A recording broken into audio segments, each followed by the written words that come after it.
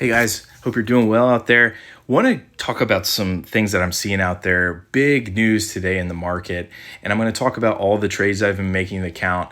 If you're new to the channel, welcome. I'm a normal dad that is on the road to $2 million. I have over a $1.4 million net worth. I've been investing since 2009, and this whole channel is just about sharing the lessons that I learned along the way and the things that I'm doing now to get to financial independence. So let's go ahead and dive right in. Portfolio $1.45 million over the last 3 months, up to over $200,000. So first things first, in the markets today, we were either flat or selling off in tech, and there was a rotation over into the Dow. And that was because we had a couple of things going on. The first thing was the jobs report. Participation from 25 to 45-year-olds, it is moving downward, the sharpest decline since COVID. So there's more to come on what's going on in the labor market. And I've been talking about this. We need to keep track of what's going on with jobs, with macro in the labor market, because that's going to impact the Fed decision.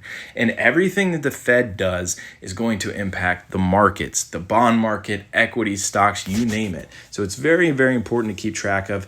And the markets are still digesting this and seeing what's going on. That's why things were a little bit flat today. But tech didn't like it because it appears that, and we saw a big pullback in semis, it appears that it looks like this could be hawkish for the Fed to increase rates. So we need to keep a closer eye on this and digest it and see what markets do over the weekend. Another thing that happened today is with the semi sell-off, there's some big whales out there like Bill Ackman and a few others that are saying, all right, the semi trade's over. And their whole thesis is that basically there's no need for semiconductors anymore. The whole thing is exhausted. There are 20% of the S&P 500, so the whole thing's just over. And I'm going to say that I'm not buying it. I think a lot of these whales are just short semis. And the reason why I'm not buying it is because think back in the 80s and 90s. Just because you have a sector that is large in this S&P 500 or a specific group of stocks that are taking up the heaviest weight, that doesn't mean that a trade is over or that investment cycle is over. So I'm not buying that. Remember oil and gas in the 80s and 90s? I mean, the Exxons, the Chevrons, they had a huge pile in the S&P 500.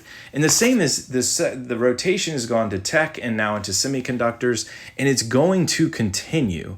And that's going to continue until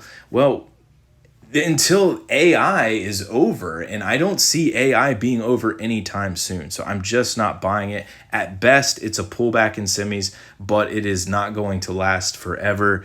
The semiconductor space is going to continue to do well in the long term, so I'm bullish. And I'll show you that I've been buying semis today in my smaller brokerage account. So I'm shifting over to brokerage now. And I've promised I'm going to show you the things that I'm doing in my account, tracking along the way. And the reason why I'm talking about brokerage is because this is going to be the biggest lever for early retirement, for financial independence. A lot of my investing has been focused on retirement accounts, and now that those are pretty much set and good to go, now I can shift over to the brokerage account. So I'm building this up, and right now it's at about $50,000, and I want to get it up to $100,000 by the end of the year. And this is exactly what it looks like. I'm showing you all the positions as of today. VTI is 20%, and I want the total market index. I'm going to have the core of this portfolio, and it's not done yet, in the total market, in the S&P 500, and in ETFs for growth like QQQ. And I'm going to have the satellite positions around it is going to be the Mag 7. So I'm going to, as you see, the Amazons, the Googles, the NVIDIAs, they are going to make up a big part of the portfolio. And then there's everything else. What is everything else? It's SCHD, it's dividend ETFs, it's VXUS, it's the international ETF for Vanguard, which I love. It's going to be precious metals, and it's going to be small positions of individual semis, and it's going to be commodities. Before we go any further, though, I just want to say shout out to everyone who's here, and just thank you for being a part of the channel. We're up 17 subscribers so far this week. We've only been doing this for like 8 days or so. This is day 10. So appreciate you being here, and thank you for supporting the channel and for coming along the ride.